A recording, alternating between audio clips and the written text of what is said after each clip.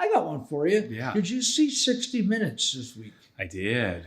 What? And you were talking on the UFOs. You were talking on our last episode. We were talking about these phobias when I was talking about when these floors were done. And I just don't like people being in the house. And we got to the stuff about going back to old neighborhoods, whether we like it or not. And then we were talking about cemeteries.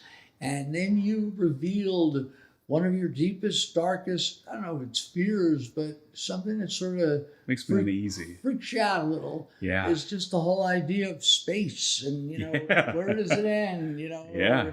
So, which really isn't about UFOs, but it is. It kind of is, because they've detected and admitted that there are things, the U.S. government and government officials and former government officials that would have information on this have declassified and admitted there are things that essentially don't follow the rules of physics as we know it, that are just flying around the sky, that are doing things that, as far as we know in terms of physics, are not possible, that are moving faster in directions and all kinds of things that are not detectable on radar, but that are visible. Just some incredible stuff. And there's years of this. There are years and years of this.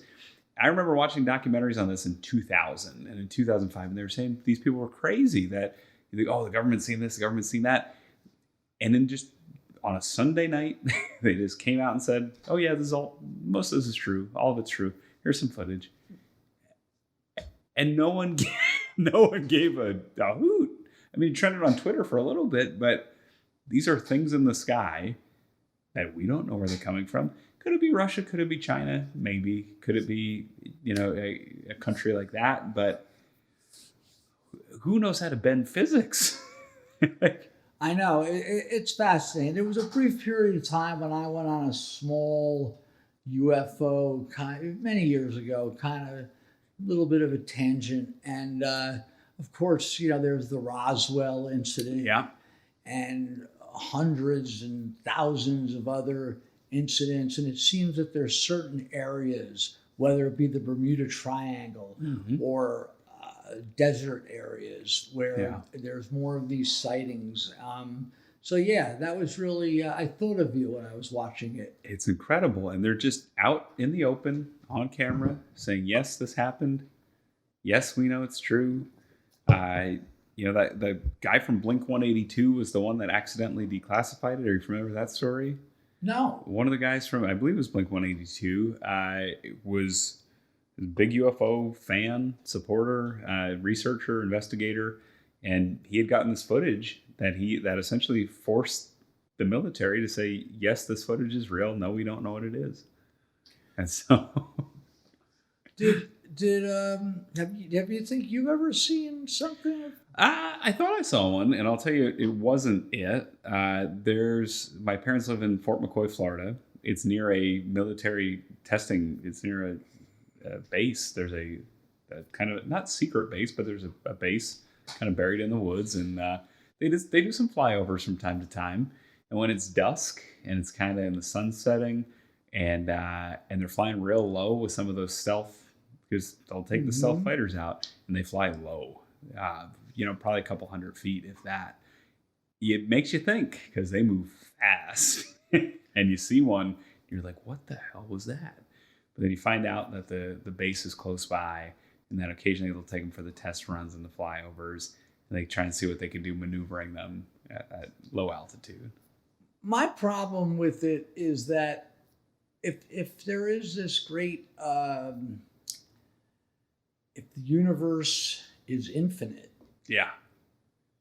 then could this be the only life? No. Right. So with that in mind, and we know about this solar system, and I'm speaking very rudimentary terms here, but if we know about this solar system, these crafts, these beings, these whatever that are, if it does exist, and I believe something exists, you're talking about leaving different galaxies. Right.